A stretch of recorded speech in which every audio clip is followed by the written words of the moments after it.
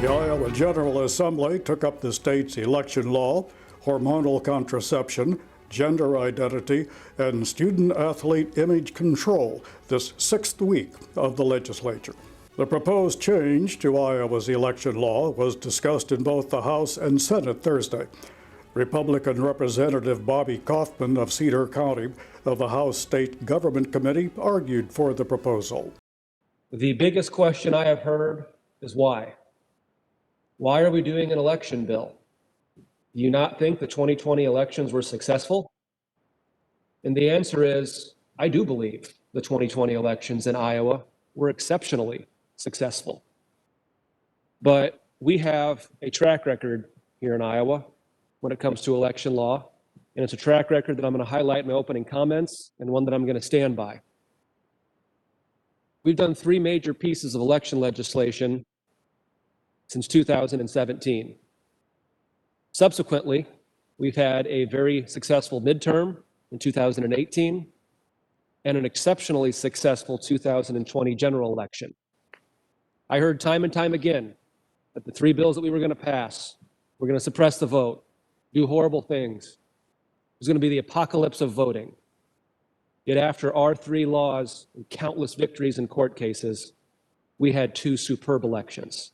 So that is exactly what we're doing, is building on that success that we undeniably have in the past. Democrat Representative Christina Bohannon of Johnson County expressed concern about the reduced number of days for sending absentee ballots.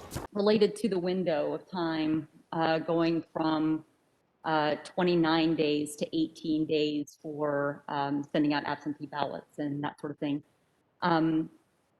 We previously went from 40 to 29, and as Representative Kaufman said last night, the world did not end. That's true. But you know, at some point, cuts really start to hurt, and going from 40 to 29 is not the same as going from 29 to 18, because when we were at 40, we were one of the more, I won't say most, but one of the more generous in the country in terms of the window. Going down to 29 put us around the average. Going from 29 to 18 makes us tied for the shortest in the country. Tuesday, several measures were discussed. A Senate subcommittee heard testimony on a proposed bill regarding instruction about gender identity in Iowa's elementary schools. We must ensure that our students understand the principles of diversity, equity, and inclusion in schools, and the censorship of inclusive curriculum would do the opposite. The removal of gender identity instruction is especially dangerous for transgender and gender nonconform youth. If most students are not taught that gender identity is real, this discriminatory censorship sacrifices the safety of Iowa students. As a parent of 10 children, 2 of whom were adopted out of abusive homes, I would not want them exposed to this at all without me first being notified and having a chance to review the curriculum. A bill regulating hormonal contraception drew several advocates both for and against. So what we haven't heard is a personal example of how this bill would really help Iowans, and I'm also here to give you that. So I'm a single working mom. I live in rural southern Iowa, and I commute to the Des Moines Metro over an hour one way each day to work. My local provider, my clinician, has an office that's open Monday through Friday, 8 to 5, and is closed on the weekends. You can see where that's a little bit problematic for someone who needs access to birth control. However, my local pharmacy is open from 8 a.m. to 8 p.m. Monday through Friday and open from 10 to 6 on the weekends. That's perfect for me. So just, a personal example of why, access is an issue. I'm the perfect best case scenario. I am sad that we're even having a hearing on this bill. This is not a bill that falls in line with a lot of the principles that have made this country great and our society so strong. I am going to lobby today on behalf of Concerned Women for America, Iowa Faith and Freedom, and as a mother and a grandmother in Iowa. We had several folks with stories, and we were told anecdotal stories were not necessary on this bill, so some of those folks aren't here today. But let me just ask you some questions. Not everyone's on Medicaid, and our goal is to keep people off of government assistance and help them to be self-reliant.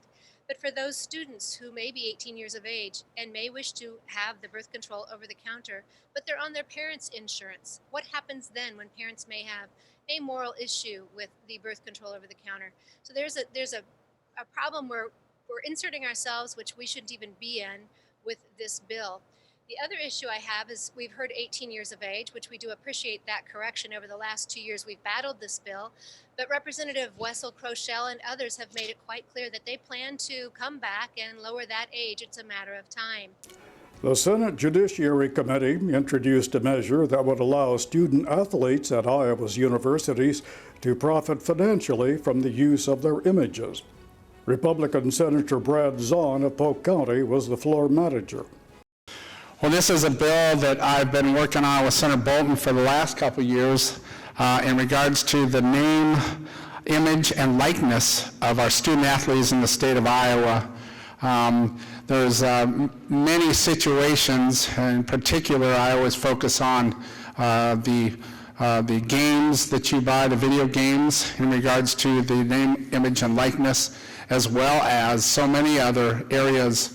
The most important component of this bill is that we need to do something about it, because right now the state of Florida has passed legislation that allows their athletes come July 1st the ability to make money off of their name, image, and likeness. So we are going to be at a big disadvantage if we've got student athletes that are looking at Iowa colleges or competing against Florida colleges. Democrat Nate Bolton of Polk County agreed. One thing that, in talking with student athletes across the state about this legislation and what it does for them and the opportunities it presents, one thing that was made clear to me was the importance that this has for women in college sports. During that 4 to 5 year period where a female college athlete is excelling on the court or on the field of play, that is usually going to be the high watermark for that individual athlete's ability to market their name, their image, their likeness. And so we really want to make sure we're doing everything we can as a state to promote good practices and protect the rights of our student athletes, and this legislation does that. The bill now moves to the full Senate for later debate. Week 7 begins next Monday, February 22nd. Bills eligible for discussion include pharmacy practice, protection against carbon monoxide, undocumented workers, and employee drug tests.